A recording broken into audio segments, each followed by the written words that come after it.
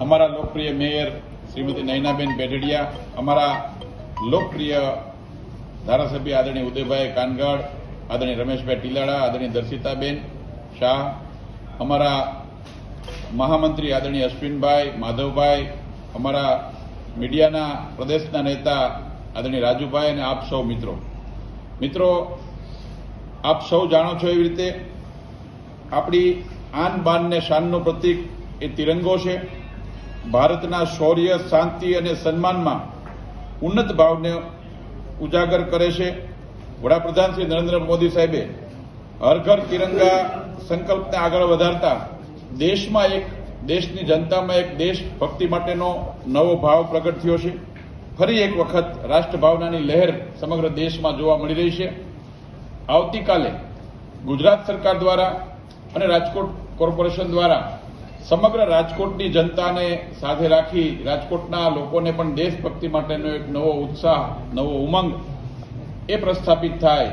આપણી સાંસ્કૃતિક વિરાસત જે પ્રકારે આપણી આ મહામૂલી આઝાદી મેળવવામાં હજારો શહીદોએ, લાખો લોકોએ પોતાનું જાતને ન્યોછાવર કરી છે, પોતાનું બલિદાન આપ્યું છે.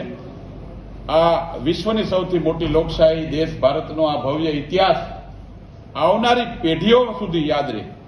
આપણી સાંસ્કૃતિક વિરાસતનું ગૌરવ આપણા બાળકો, આપણા પરિવારના લોકોને પણ થાય એ પ્રકારનો માહોલ ઉભો કરવા માટે, એ પ્રકારના આપણે આઝાદીના 75મા વર્ષનો આઝાદીનો અમૃત મહોત્સવ ઉજવી રહ્યા છીએ. ત્યારે સમગ્ર દેશની અંદર છેલ્લા 5 વર્ષથી નરેન્દ્રભાઈ મોદી સાહેબે હંમેશા રાષ્ટ્રીય તહેવાર આવે ત્યારે અલગ અલગ પ્રકારના કાર્યક્રમો અને હર ઘર તિરંગાના જે પ્રકારનું અભિયાન આપ્યું છે એના ભાગરૂપે આવતીકાલે ગુજરાત સરકાર દ્વારા પણ તિરંગા યાત્રાની શરૂઆત થાય છે.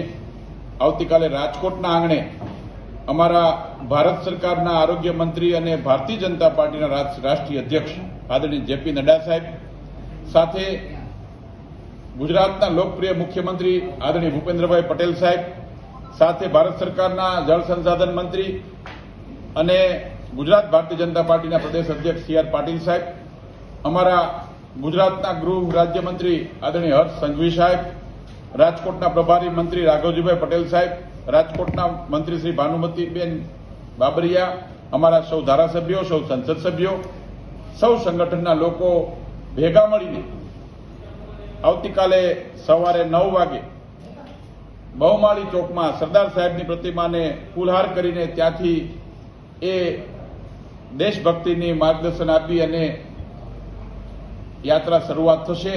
અને યાત્રા સંપૂર્ણ રેસકોર્સ રિંગ રોડ થઈ અને પૂજ્ય મહાત્મા બાપુના પ્રતિમાએ ફૂલહાર કરીને યાત્રાનું સમાપન થશે. આ પ્રકારનો આવતીકાલનો કાર્યક્રમ એ વહીવટી તંત્ર દ્વારા આયોજન કર્યું છે.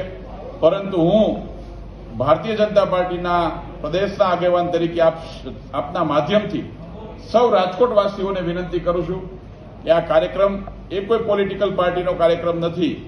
આ કાર્યક્રમ એ રાષ્ટ્રભાવનાને ઉજાગર કરવા માટે, આપણી સાંસ્કૃતિક ધરોહરને, ગૌરવવંતો ઇતિહાસ આપણો યાદ કરવા માટે, આપણી આઝાદીમાં જે વીર પુરુષોએ, શહીદોએ એમના જાતને ન્યોછાવર કરી છે એમને સલામી આપવા માટે, એમને શ્રદ્ધાસુમન આપવા માટે અને આપણો આ ઐતિહાસિક વારસાને યાદ કરવા માટેનો આ કાર્યક્રમ છે. આ કાર્યક્રમમાં સમગ્ર રાજકોટમાંથી અલગ અલગ સ્કૂલો, અલગ અલગ કોલેજો, અલગ અલગ ઇન્સ્ટિટ્યૂટો, અલગ અલગ ઉદ્યોગ ધંધાના સૌ એસોસિએશનના લોકો, અલગ અલગ રાજકોટના સામાજિક લોકો, અલગ અલગ સામાજિક સંસ્થાઓ, રાજકોટની અંદર ચેરિટેબલ ટ્રસ્ટના સૌ ટ્રસ્ટીઓ, અલગ અલગ સમાજની અંદર સેવાકીય પ્રવૃત્તિ કરતી સંસ્થાના લોકો, સૌ રાજકીય ક્ષેત્રમાં કામ કરતા ભારતીય જનતા પાર્ટી અને અન્ય પક્ષના પણ લોકો, સમગ્ર કોર્પોરેશનની આખી ટીમ, વહીવટીતંત્રની આખી ટીમ બધા ભેગા મળીને રાજકોટના રાજમાર્ગો ઉપર 1 લાખથી વધારે સંખ્યામાં તિરંગા યાત્રામાં સૌ જોડાવા માટેની તૈયારી કરી છે. આપના માધ્યમથી હું રાજકોટવાસીઓને પણ વિનંતી કરું છું કે આપણે સૌ ભેગા મળીને આવતીકાલનો આ પ્રસંગ, આવતીકાલનો આ દેશભક્તિ માટેનો ઉત્સવ આપણે ભેગા મળીને ઉજવીએ. કારણ કે આપણે બધાએ જોયું છે કે આજે સમગ્ર વિશ્વની અંદર જે પ્રકારની સ્થિતિનું નિર્માણ થયું છે, આસપાસના દેશોમાં પણ જે પ્રકારની પરિસ્થિતિનું નિર્માણ થયું છે, એવા સમયે કોઈ પણ રાષ્ટ્ર ત્યારે જ સલામત છે કે જેમની રાષ્ટ્રભક્તિ અને એ રાષ્ટ્રના લોકોને દેશ પ્રત્યેનો પ્રેમ, ગૌરવ એ હંમેશા અખંડિત રહે, એ આપણા બધા માટે, આપણી આવનારી પેઢી માટે જરૂર છે. ત્યારે આ કાર્યક્રમને એ રાજકોટવાસીઓએ પોતાનો કાર્યક્રમ બનાવ્યો એ પ્રકારનો ઉત્સાહ અમે છેલ્લા અઠવાડિયાથી જોઈ રહ્યા છીએ. આખા રૂટ દરમિયાન અલગ અલગ પ્રકારના બેન્ડ દ્વારા રાષ્ટ્રભક્તિના ગીતો ગવાવાના છે.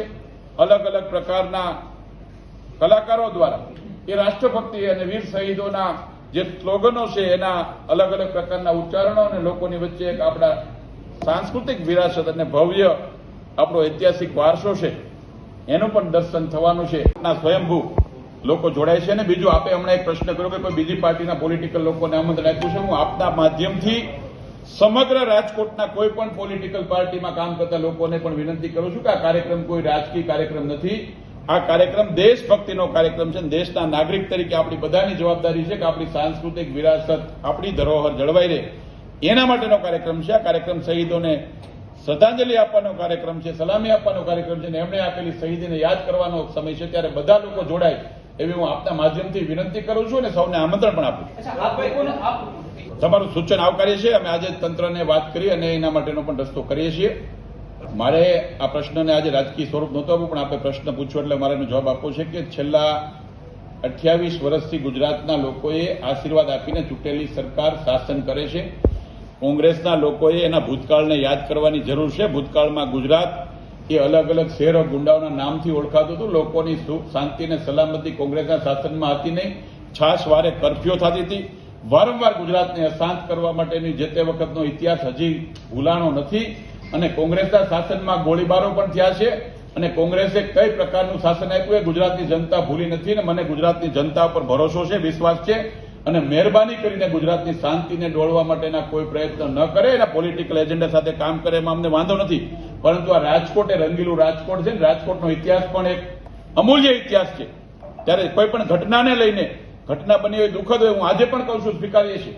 આ ઘટના બન્યા પછી કેટલા કોંગ્રેસી લોકોએ પરિવારની મદદ માંગ્યા છે.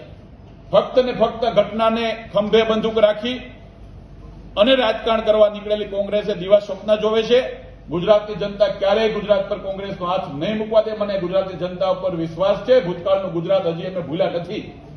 એ ભૂતકાળ રાજકોટનું પાણી વગરનું રાજકોટ હતું. એ ભૂતકાળ ઇલેક્ટ્રિક વગરનું રાજકોટ હતું. લાઇટ નહોતી મળતી. એ ભૂતકાળમાં બહેનો દીકરીઓ ઘરની બહાર નહોતી નીકળી શકતી. એ પ્રકારની ગુંડાગર્દીમાંથી ગુજરાતની જનતાએ મુક્ત કર્યું છે અને ગુજરાતે પોતાની સરકાર બનાવી છે, જનતાની સરકાર છે. અને આજે લોકો માટે સુખાકારીના કામ કરી રહ્યા છીએ. એટલા માટે હું વિનંતી કરું છું કે ક્યારેય કોઈ શહેરની કે કોઈ વિસ્તારની એક ઘટના બની હોય એના આધારે આખા શહેરને બાનમાં લઈને એને ડિસ્ટર્બ કરવાની જરૂર નથી. એની શાંતિ ડોળવાની જરૂર નથી. લોકો નક્કી કરશે આવનારા દિવસોમાં કે કોને સત્તા પર બેહાડવા. એ જનતાનો પ્રશ્ન છે. પણ હું વિશ્વાસ સાથે કહું છું કે ગુજરાતની જનતાના આશીર્વાદ આદરણીય નરેન્દ્રભાઈ મોદી સાહેબના નેતૃત્વને મળ્યા છે ને મળતા રહેવાના છે.